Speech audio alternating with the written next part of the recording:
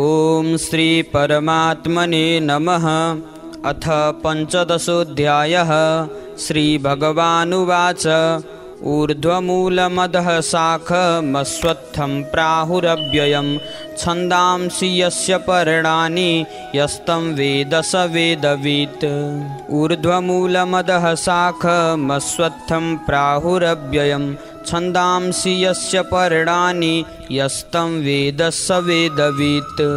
भगवानले भन्नुभयो, आदि परम पुरुष परमेश्वर यस अखिल ब्रह्माण्ड रूपी वृक्षको मूल हो र ब्रह्म अर्थात् सृष्टि सञ्चालन त्यस वृक्षको मुख्य काण्ड हो, जुन ब्रह्मशक्तिद्वारा यस संसार रूपी वृक्षलाई अनादि तथा अविनाशी बनाएर सृष्टिको सबैतिर विस्तृत बनाएर फैलाएको छ र त्यस संसार रूपी वृक्षको मुख्य हाँगा वेद हुन्। त्यस संसार रूपी वृक्षलाई र सृष्टि विधानको मालिकको बारेमा जो मनुष्यले मूल सहितको विस्तृत अवयवलाई तत्त्वद्वारा जानेको हुन्छ त्यही मनुष्य नै ज्ञानी मनुष्य हो। वेद पनि यही मुख्य मूललाई जान्ने ज्ञान हो। यही सत्य ज्ञान नै वेद ज्ञानको मुख्य तात्पर्य पनि हो। मैले पनि अहिले त्यही मुख्य मूललाई जान्ने बारे ज्ञान तिमीलाई प्रदान गरिरहेको छु। अधश्चोर्ध्वं प्रसृतास्तस्य शाखा गुण प्रवृद्धा विषय प्रबालाः अधश्च मूलान्यनुसन्ततानि कर्मानुबन्धीनि मनुष्यलोके।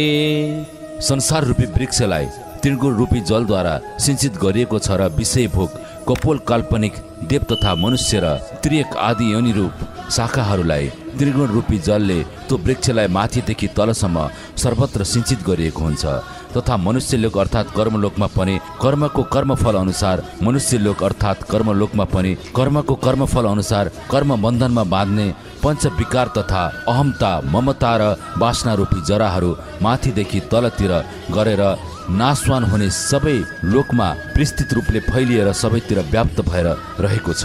न रूपमस्येह तथोपलभ्यते नान्तो न चादिर्न च सम्प्रतिष्ठा अश्वत्थमेनं सुविरूढमूलमसङ्गशस्त्रेण दृढेन छित्त्वा ततः पदं तत्परिमार्गितव्यं यस्मिन् गता न निवर्तन्ति भूयः तमेव चाद्यं पुरुषं प्रपद्ये यतः प्रवृत्तिः प्रसृता पुराणी।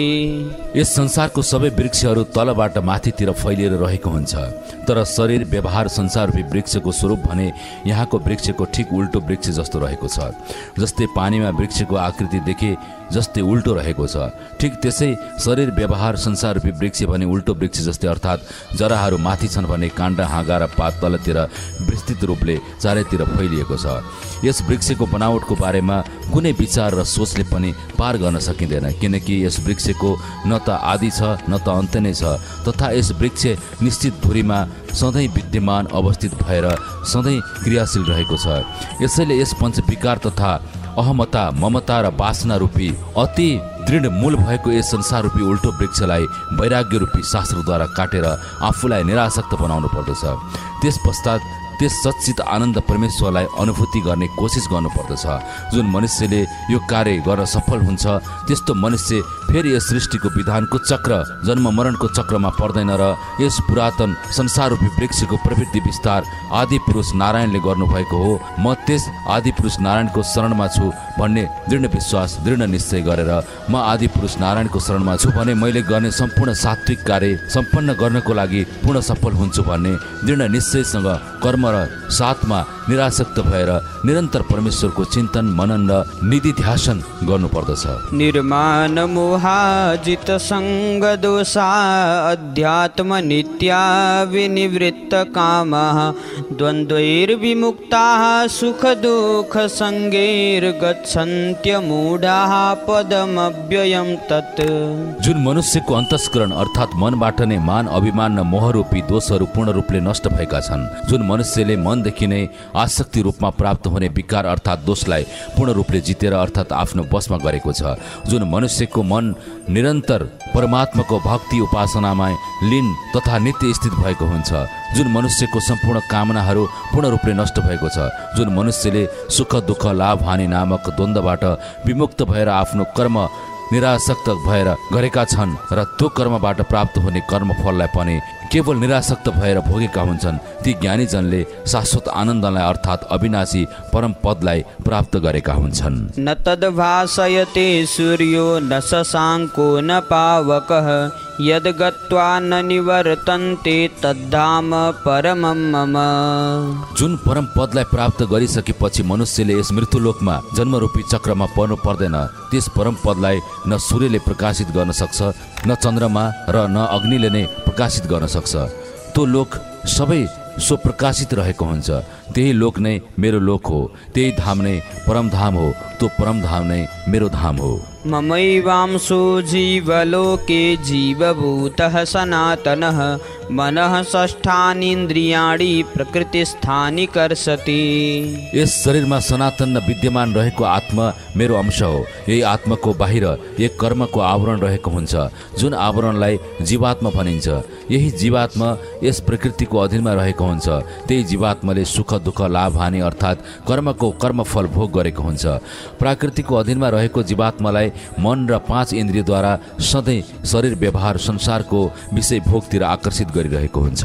शरीरं यद्वाप्नोति यच्चाप्युत्क्रामतीश्वरः गृहीत्वैतानि संयाति वायुर्गन्धानि वासयात्। जसरी वायुले फूलबाट फूलको वासनालाई आफूमा ग्रहण गरेर लिएको हुन्छ, ठिक त्यस्तै यस शरीरको स्वामी जीवात्माले पनि जुन शरीरलाई धारण गरेको हुन्छ त्यही शरीरमा गरेको कर्मको कर्मफललाई आफूसँगै र यस शरीरमा रहेको मन सहित इन्द्रियलाई आफूमा धारण गरेको हुन्छ। कर्मफलको समाप्तिसँगै अहिले धारण गरेको शरीरको मृत्युपछि फेरि जीवात्माको कर्मको कर्मफल अनुसार अन्य शरीरलाई प्राप्त अर्थात् धारण गरेको हुन्छ। त्यही शरीरलाई धारण गर्दा जीवात्माले आफूमा धारण गरेको मन सहित इन्द्रियलाई लिएर अर्को शरीरमा प्रवेश गरेको हुन्छ। श्रोत्रं चक्षुः स्पर्शनं च रसनं घ्राणमेव च अधिष्ठाय मनश्चायं विषयानुपसेवते।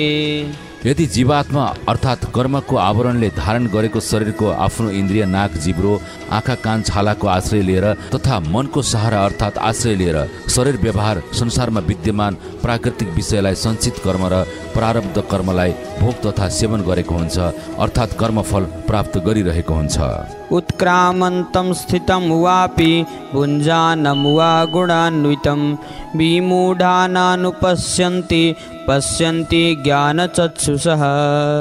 यस पञ्चतत्त्वको शरीरलाई छोडेर जाने जीवात्माको तथा पञ्चतत्त्वको शरीरमा अहिले विद्यमान रहेको जीवात्माको तथा जीवात्माको हृदयभित्र स्थित भएको ईश्वरको अंश आत्माको बारेमा शरीर व्यवहार संसारमा रहेर विषय भोगमा लिप्त भएर भोग गरिरहेको जीवात्माले आफू अर्थात् आफ्नो सत्यता आफ्नो हो र त्यही आत्मा ईश्वरको अंश हो भन्ने यो सत्यताको बारेमा जान्न सक्दैन, किनकि शरीर संसार व्यवहारमा प्रकृतिका 3 गुणहरूद्वारा युक्त भएको हुन्छ। त्यसो हुनाले विषय भोगमा लीन हुने अज्ञानी जनले जीवात्मा र आत्मा अलग हो भन्ने सत्यताको बारेमा जानेको हुँदैन।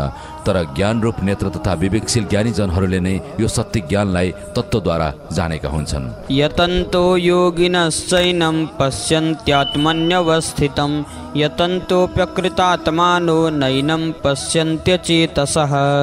ईश्वर आत्मा र जीवात्माको बारेमा यत्न गरेर जानेको योगीजनले पनि आफ्नो हृदयमा स्थित यस आत्मालाई तत्त्वद्वारा जानेको हुन्छ। तर मनुष्यले आफ्नो इन्द्रिय तथा अन्तस्करण अर्थात् मनलाई नियन्त्रणमा राखेको छैन, साथसाथमा आफ्नो मनलाई शुद्ध गरेको हुँदैन। यस्तो अज्ञानी मनुष्यले जति प्रयास गरे पनि ईश्वर आत्मा तथा जीवात्मा बीचको भेदको बारेमा सत्य ज्ञानलाई कहिले पनि जानेको हुँदैन। यदादित्यगतं तेजो जगद्भासयतेऽखिलं यच्चन्द्रमसि यच्चाग्नौ तत्तेजो विद्धि मामकम्। सूर्यमा स्थित रहेको तेजले सम्पूर्ण जगतलाई ताप र प्रकाशद्वारा प्रकाशित गरेको हुन्छ। त्यस्तै चन्द्रमा स्थित रहेको तेजले प्रकाश र शीतलताद्वारा सृष्टिलाई प्रकाशित गरिरहेको हुन्छ र जो अग्निमा स्थित रहेको तेजले ताप शक्ति तथा प्रकाशद्वारा प्रकाशित गरेको हुन्छ। सूर्य र अग्निमा रहेको प्रकाश तथा ताप चन्द्रमामा रहेको प्रकाश तथा शीतलता मेरो शक्ति हो, मबाट नै प्रभावित शक्ति हो भन्ने जान। गामाविश्य च भूतानि धारयाम्यहमोजसा पुष्णामि चौषधीः सर्वाः सोमो भूत्वा रसात्मकः। मद्वारा नै यस सृष्टिलाई आफ्नो 2 अनादि शक्तिद्वारा नै सञ्चालन धारण र पोषण गरेको छु। सम्पूर्ण भूत अर्थात् सृष्टि अवयवका सम्पूर्ण वस्तुहरूलाई पनि यही अनादि शक्ति मै धारण गरेर सञ्चालन गरेको छु। यही अनादि शक्तिद्वारा नै धारण तथा पोषण पनि गरेको हुन्छु। साथसाथ यही अनादि शक्तिद्वारा नै सूर्यमा रहेको तेजबाट ताप र प्रकाशलाई शक्तिको रूपमा तथा चन्द्रमाको तेजलाई शीतलता र रस अर्थात् सोम शक्ति स्वरूप अर्थात् अमृतमय रस बनेर सृष्टिमा शीतलता प्रदान गरेर सम्पूर्ण प्राणीको कल्याणको लागि औषधिलाई अर्थात् वनस्पतिलाई पुष्ट गरेको हुन्छु। अहं वैश्वानरो भूत्वा प्राणिनां देहमाश्रितः प्राणापान समायुक्तः पचाम्यन्नं चतुर्विधम्। मद्वारा नै सम्पूर्ण प्राणीको शरीरमा स्थित रहने प्राण वायु र अपान वायुबाट सम्पूर्ण वैश्वानरको साथ सन्धि गरेर त्यस सन्धिलाई अग्निरूपको निर्णय गरेर प्राणीले खाएको खानालाई सही प्रकारले शक्ति रूपमा परिणत गर्नको लागि प्राणीले प्रयोग गरेको तथा खाएको अन्नलाई 4 किसिमले आफ्नो ताप शक्ति प्रदान गरेर पचाएको हुन्छु। सर्वस्य चाहं हृदि सन्निविष्टो मत्तः स्मृतिर्ज्ञानमपोहनं च वेदैश्च सर्वैरहमेव वेद्यो वेदान्तकृद्वेदविदेव चाहम्। मनै सबै जीवात्माको हृदयमा स्थित आत्मामा अन्तर्यामी रूपले स्थित रहेको छु तथा सृष्टिको बारेमा श्रुति तथा स्मृति ज्ञान पनि मनै हो। सबै वेदद्वारा अर्थात् ज्ञानद्वारा पनि जान्ने ज्ञान पनि मनै हो। सम्पूर्ण ज्ञानको ज्ञान वेद ज्ञान पनि मनै हो तथा वेदान्तको कर्ता र वेदको प्रवक्ता अर्थात् वेद ज्ञानको प्रदायक पनि मनै हो।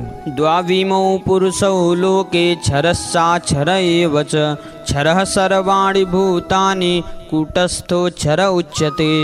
यस संसारमा अर्थात् सृष्टि अवयव भित्र 2 प्रकारका पुरुष रहेका छन्। ती 2 पुरुष हुन् नाशवान र अविनाशी पुरुष। यी 2 प्रकारको पुरुष सम्पूर्ण भूत प्राणी अर्थात् सृष्टि अवयवको पञ्चतत्त्वको यो शरीर नाशवान पुरुष हो जसलाई जीवात्मा भनिन्छ भने जीवात्मा भित्र विद्यमान आत्मा अविनाशी पुरुष हो जो आत्मा अपुरुषको अंश हो। उत्तमः पुरुषस्त्वन्यः परमात्मेत्युदाहृतः यो लोकत्रयमाविश्य विवर्त्य व्यय ईश्वरः। यी 2 पुरुष भन्दा पनि माथि उच्च शाश्वत अनादि र उत्तम परम पुरुष त अन्य नै रहेको छ जो शाश्वत परम पुरुष नै 3 लोकमा आफ्नो अनादि शक्तिलाई प्रवाह गरेर सबै सृष्टि अवयवलाई धारण पोषण गरेको हुन्छ। यही धारण पोषण गर्ने अविनाशी परम पुरुषलाई परमेश्वर तथा परमात्मा भनिन्छ। यस्माक्षरमतीतोऽहमक्षरादपि चोत्तमः अतोऽस्मि लोके वेदे च प्रथितः पुरुषोत्तमः।